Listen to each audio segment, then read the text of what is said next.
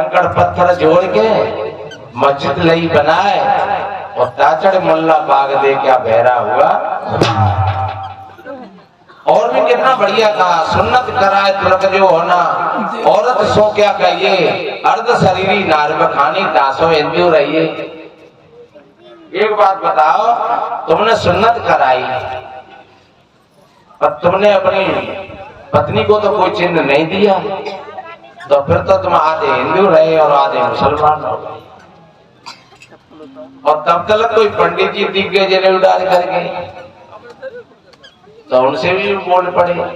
पैर जनेऊ जो ब्राह्मण हो ना, महरी क्या पहराया, और वो जन्म की सूत्र पर से तुम पांडे क्यों। एक बात बताओ, तुमने तो छुट्टियां रखा ले और जनेऊ डाल लो, तो तुम तो पंडित जी बन गए, पर तुम्हारी पत्नी पर क्या चिन्ह है पंडित आने का। तो वो तो सूत्राणी रही और वो परोस दिए और फिर तुम खाते हो, तो तुम कैसे पंडित हो। धन्य उस महापुरुष के लिए। और बताते हैं कि बाबा साहब के माता पिता भी कबीरपंथी थे और वही संस्कार थे उनके अंदर। उन्होंने देश को जगाया, एक कोई तलवार नहीं उठाई, तीर कमान नहीं उठाई, एक कलम की शक्ति से, और उन्होंने एक हजारों साल की परंपराओं को और मोड़ दे दिया, धारा को मोड़ दिया। धन्य उस महावीर के लिए जो उन्होंने मार्ग बताया, उस मार्ग पर हम चले। वैसे हजारों वर्ष पहले तथागत बुद्ध ने ये बात कही थी। बुद्ध का मार्ग वैसे अगर देखा जाए तो दो तरह की धाराएं आती हैं। एक तो उस समय एक लड़ाई विवाद था कोलियों में और शाक्यों में, एक नदी नहर के पानी के ऊपर। तो उस विवाद के कारण वो हालांकि मुख्य थे, प्रधान थे, लेकिन उन्होंने सोचा कि अगर मैं लड़ाई के लिए निकलता हूं तो हजारों लाखों लोगों की हत्या हो जाएगी। और एक और घटना बताते हैं, और वो घटना ज्यादा और बढ़िया है। बताते हैं कि उनको बहुत देर तक, बहुत दिनों तक बंद रखा था, क्योंकि पहले पंडितों ने कुछ बता दिया ऐसा कि ये बहुत बड़ा सम्राट बनेगा या बहुत बड़ा सन्यासी बनेगा।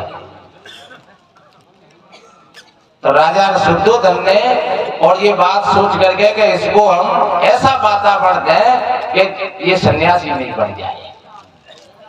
तो उनके आसपास बढ़िया अच्छे भवनों में अच्छे अच्छे नवयुवतियों का संगम बनाया। और बताते हैं कि शादी भी हुई यशोधरा से, तो वो भी फेटा कटार से हुई। जब बहुत काफी दिन हो गए, बच्चा भी पैदा हो गया था, उसका नाम रखा रावण।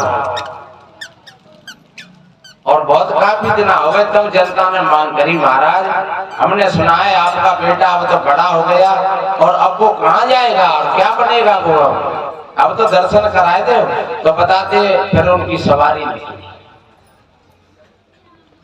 ये हमने ओशो के मुख से सुनी है ये कहानी। जब सवारी निकली उनकी, तो उनको रास्ता में एक बुजुर्ग आदमी मिला, जबकि ऐलान कर दिया था कि गौतम के सामने कोई वृद्ध, कोई रोगी, कोई बड़ो बूढ़ो सामने नहीं आ जाए। बताते एक बहुत बड़ो बूढ़ो, वृद्ध, रोगी आदमी और सामने आ गया और पूछा उनसे, गौतम ने अपने मंत्री से, क्यों मंत्री ये कौन है। बेचारो बड़ो बूढ़ो आदमी, कमर पे थे झुकरो, झुर्रियां पड़ रही, आंखों से दिख नहीं रहा था। आप जानते हैं कि 80 साल की उम्र पर आदमी की क्या स्थिति हो जाती है। मंत्री ने जवाब दिया, महाराज ये आदमी है। तो ये कैसा आदमी है कि महाराज जैसे हमें और आप हैं ऐसे जिए, थोड़ा फर्क है क्योंकि ये हमसे थोड़ा बड़ा है, इसका शरीर बुढ़ा हो गया। तो क्या ऐसा भी हो जाता है? बोले हाँ क्यों नहीं। तो हमारा भी ऐसा हो जाएगा? बोले हाँ क्यों नहीं होगा। क्या हमारी यशोधरा भी कभी ऐसा ही हो जाएगा? बोले क्यों नहीं। अरे तब तो बड़ा मामला है, क्योंकि उन्होंने देखा ही नहीं था बाहर निकल के कुछ। फिर और आगे चले, वो भाई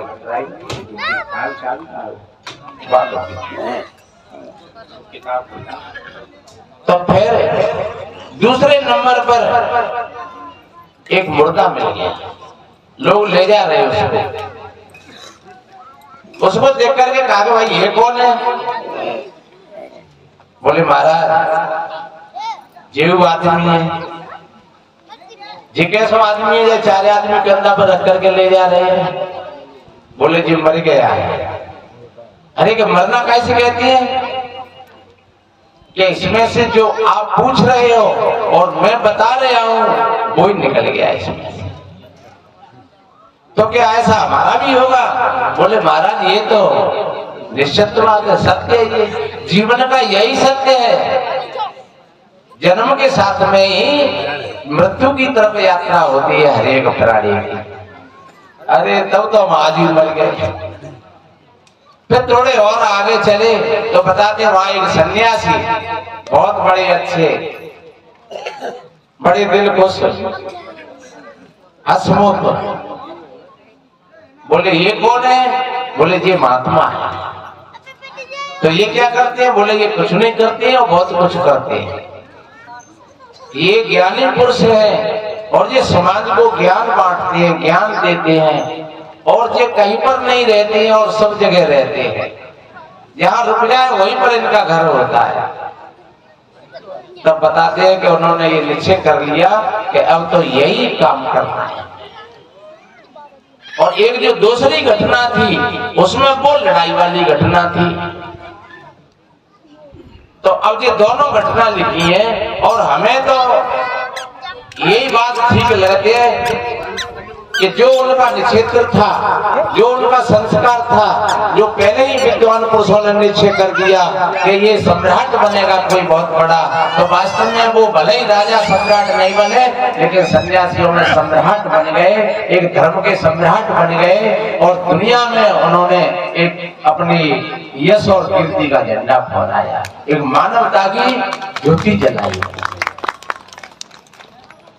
आज हजार कितने, आज कोई ऐसा देश नहीं होगा कि जिसको जो बुद्ध को नहीं जानते।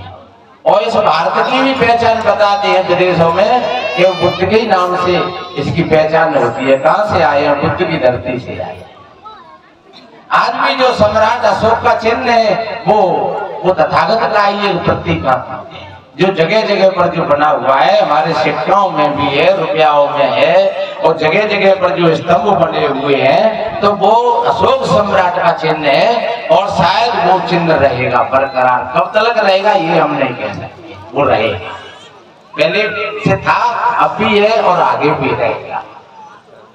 उन्होंने वो धम्म की पताका फहराई। धम्म और धर्म ज्यादा फर्क नहीं है, एक ही बात है। धर्म क्या है? धर्म ने दूसरा रूप ले लिया है। धर्म के नाम पर लोग बट गए, कट गए। ये हमारा धर्म है, ये हिंदू धर्म है, इस्लामी धर्म है, ये ईसाई धर्म है। लेकिन सच्चे अर्थों में ये धर्म नहीं है, ये संप्रदाय है, ये मान्यताएं हैं। सच्चे अर्थों में धर्म तो कहते हैं धारेति स धर्म, जो जिस अच्छे मार्ग पर चलते हैं वो धर्म है। इसलिए बुद्ध ने अपने धम्म की यात्रा, उन्होंने अपने पंचशीलों की बात कही। पंचशीलों के विषय में कल हमने चर्चा करी, मोटे रूप से समझो। पहला सील है किसी प्राणी को मत सताओ, दूसरा सील है कभी झूठ मत बोलो, तीसरा सील है कभी व्यभिचारी मत बनो, चौथा सील है कभी चोरी मत करो, और 5वां सील है आप हमेशा किसी प्रकार का नशा मत करो। अब ये भगवान बुद्ध की बात है। सुरा मेर बजे पदस्थाना बेर बड़ी शिक्षा पदम समाधिया। अब आप अगर नशा करते हो और बुद्ध की कथा सुनते हो तो भैया ये तो पहले ही कह रहे हैं, फिर तो विसंगति हो गई, क्योंकि एक तरफ तो किसी महान पुरुष को सुनना चाहते हैं और दूसरी तरफ उनके रहने और उनके विचारों को हम अपने हृदयंगत नहीं करते हैं, तो फिर उस कथा से कुछ होने वाला नहीं है। और बताते हैं कि गौतम ने हजारों गंगों के पानी उतार दिए थे, और जब वो और इतनी कठोर तपस्या करी, बताते हैं कि 40 दिन तक उन्होंने एक चावल में समय व्यतीत किया था। शरीर जर्जर हो गया था। एक छोटा सा नाला था, उसको पार कर रहे थे तो उसमें फिसल गए और बह गए होते, लेकिन किनारे पर एक बरगद का पेड़ था, उसकी जटाएं फैली हुई थी। वो एक जटा हाथ में आ गई और जटा को पकड़ करके ही सद गई। तब उन्होंने विचार किया कि अरे संसार सागर तो बहुत बड़ा है, मेरी एक छोटी सी नदी में बहगो हो तो फिर संसार सागर को मैं कैसे पार करता हूं। फिर बताते हैं जो बोध गया जिसको कहते हैं, जहाँ बोधि वृक्ष था वहीं पर वो जाकर के और आसन लगाया, और वहीं बताते हैं कि सुजाता नाम की लड़की और वो खीर लेकर के आई। और जब सुजाता ने उनको देखा तब तक वो बोधिसत्व को प्राप्त नहीं हुई थी। जब सुजाता ने उनको देखा तब उन्होंने इशारे में एक गाना गाया, और गाना गाया कि बीड़ा के तारों को ज्यादा खींच दिया जाए तो बीड़ा में से संगीत नहीं निकलेगा, बीड़ा टूट जाएगा।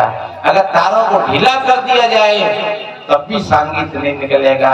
संगीत तो जब निकलता है तब इस बीड़ा को साध लेते हैं। जो गायक लोग होते हैं वो बीड़ा को साध लेते हैं, तब उसमें से संगीत निकलता है। तो आप ध्यान रखो, ये शरीर बीड़ा, इस शरीर को आप किसी हत्या में ले जाओगे तो आपको शांति नहीं मिलेगी। आप भूखे मरो, प्यासे मरो, आप खड़े सुरी हो जाओ, मौनी हो जाओ, दिगंबर हो जाओ, कपड़ा लत्ताओं को त्याग दो, लेकिन कल्याण नहीं है। आपके अंदर में किसी प्रकार की हटता पैदा हो गई तो आपका कल्याण नहीं होगा, और आपके अंदर में अगर शिथिलता आ गई तब भी आपका कल्याण नहीं होगा। शिथिलता का मतलब होता है भोगों की तरफ सरक जाना, और हटता का मतलब होता है एकदम हट साधना करना, कि चाहे कछु हो जाए भैया, पर अब मैं बोलूंगा नहीं, मैंने अपनी बाणी पर ताला लगा लिया, ये हटता हो।